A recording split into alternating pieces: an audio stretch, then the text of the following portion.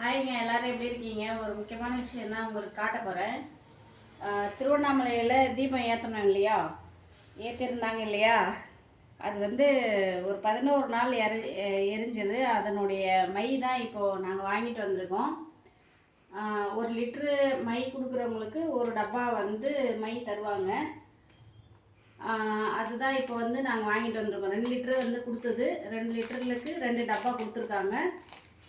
3 நாளாக இப்போ வந்து இது கொடுக்க ஆரம்பிச்சுக்கிட்டு இருக்காங்க. அதுதான் இப்போ இன்றைக்கி தான் வாங்கிட்டு வந்தாங்க. அது உங்கள்கிட்ட காட்டுறேன். 2 டப்பாவுக்கு 2 லிட்டருக்கு 2 பாக்கெட்டு, 2 டப்பா.